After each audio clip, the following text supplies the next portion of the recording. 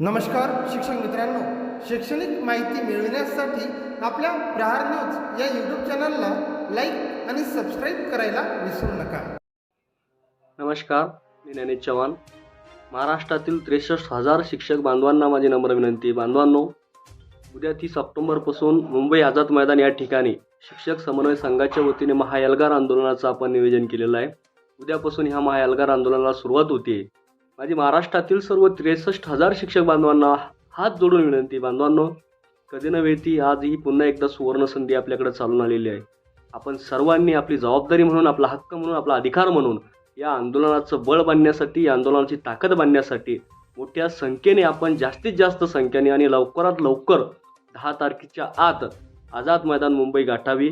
कारण जर आपण मोठ्या ताकदीने, मोठ्या संख्येने जर आला तर तेव्हाच खऱ्या अर्थाने आपल्याला पुन्हा एकदा न्याय मिळू शकतो.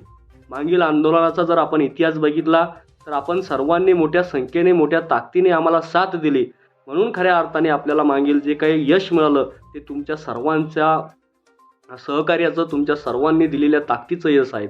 बांधवांनो, या राज्याचे सन्माननीय मुख्यमंत्री एकनाथरावजी शिंदे साहेब असतील, या राज्याचे उपमुख्यमंत्री देवेंद्रजी फडणवीस साहेब असतील आणि या राज्याचे लोकप्रिय शिक्षण मंत्री सन्माननीय दीपकजी केसरकर साहेब असतील, यांनी खऱ्या अर्थाने त्यावेळेस एक ऐतिहासिक निर्णय घेतला. सर्व शिक्षक बांधवांच्या भावनांचा आदर केला, आदर ठेवला आणि महाराष्ट्रातल्या सर्व 63,000 शिक्षक बांधवांची दिवाळी त्यावेळेस गोड केली.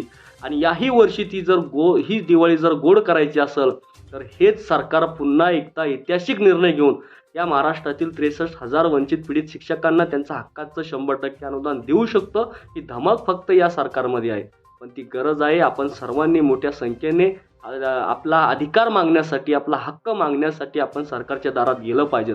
आपण जर शांततेच्या मार्गाने जर आपण आव्हान केलं, आपला हक्क त्यांना जर मागितला, तर याही वर्षीची दिवाळी, मला पूर्ण विश्वास आहे की याही वर्षीची दिवाळी या राज्याचे प्रमुख सन्माननीय एकनाथरावजी शिंदे साहेब आपली गोड करतील. आणि ती दिवाळी जर गोड करायची असेल, करून घ्यायची असेल, तर आपण त्या ताकदीने, मोठ्या संख्येने या आंदोलनामध्ये सहभागी व्हावं अशी मी आपणा सर्वांना विनंती करतो. 1160 कोटी रुपये देत असताना त्यावेळेस सन्माननीय शिक्षण मंत्री असतील किंवा उपमुख्यमंत्री देवेंद्रजी फडणवीस साहेब असतील, त्यावेळेस त्यांनी असंच एका भाषणामध्ये सांगितलं होतं की 20, 40, 60% आमच्याच सरकारने दिलं आहे आणि येणाऱ्या काळामध्ये 100% देण्याची जबाबदारी सुद्धा आमचीच आहे. ही जबाबदारी खरं तर यांनी उचलली आहे, या सरकारने घेतलेली आहे. आपल्याला फक्त आपला अधिकार मागण्यासाठी शांततेच्या मार्गाने सरकारच्या दारात जायचं आहे. हे सरकारच आपल्याला न्याय देऊ शकतं. म्हणून सरकारविरोधी कोणीही बोलू नका. सरकारविरोधी कुठली भूमिका आपल्याला घ्यायची नाही आहे. अतिशय शांततेच्या मार्गाने या मायबाप सरकारचे लेकरं म्हणून आपल्याला हात जोडून विनंती करायची आणि आपल्याला आपला अधिकार मागायचा आहे. आपण त्याच पद्धतीने सर्व महाराष्ट्रातील शिक्षक बांधव या आंदोलनामध्ये सहभागी होईल अशी आम्हाला अपेक्षा आहे.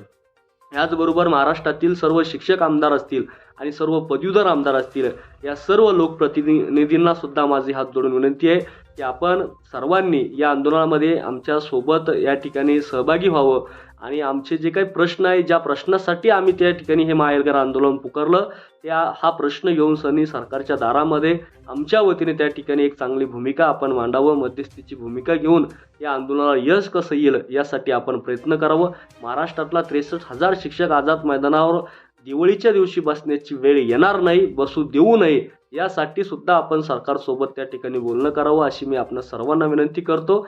माझी या राज्याचे प्रमुख एकनाथरावजी शिंदे साहेब असतील, या राज्याचे उपमुख्यमंत्री देवेंद्रजी फडणवीस साहेब असतील आणि या राज्याचे अर्थमंत्री अजितदादा पवार साहेब असतील, या राज्याचे लोकप्रिय शिक्षण मंत्री आदरणीय दीपकजी केसरकर साहेब असतील, माझी आपणास हात जोडून विनंती आहे. तुम्ही आमच्यासाठी मायबाप आहात. या मायबाप सरकारला विनंती आहे, या राज्यातले 63,000 लेकरं तुमच्या दारात येणार आहेत. त्यांची दिवाळी आपण याही वर्षी गोड करावी. आम्हाला आझाद मैदानावर दिवाळी साजरी करण्याची वेळ आपण येऊ देऊ नये. तत्पूर्वी आपण आमचा हक्काचा निर्णय घ्यावा. तुम्ही तो निर्णय घेणारच आहेत, तुम्ही देणारच आहेत, तसं तुम्ही ठरवलं आहे. पण त्यापूर्वी तुम्ही तो निर्णय घेऊन याही वर्षीची दिवाळी आमची गोड करावी आणि राज्यातल्या 63,000 शिक्षकांना दिलासा द्यावा, एवढीच विनंती आपण सर्वांना मायबाप सरकारला करतो. आणि सर्व शिक्षक बांधवांना विनंती करतो की मोठ्या संख्येने आपण सरकारच्या दारामध्ये यावं. आपला हक्क मागण्यासाठी, न्याय मागण्यासाठी आपण शांततेच्या मार्गाने आंदोलन करणार आहोत. या आंदोलन पुढे नेण्यासाठी, या आंदोलनाला बळ देण्यासाठी मोठ्या संख्येने सहभागी व्हावं ही आपणा सर्वांना नम्र विनंती करतो. धन्यवाद. नमस्कार शिक्षक मित्रांनो, शैक्षणिक माहिती मिळविण्यासाठी आपल्या प्रहार न्यूज या यूट्यूब चॅनलला लाईक आणि सबस्क्राईब करायला विसरू नका.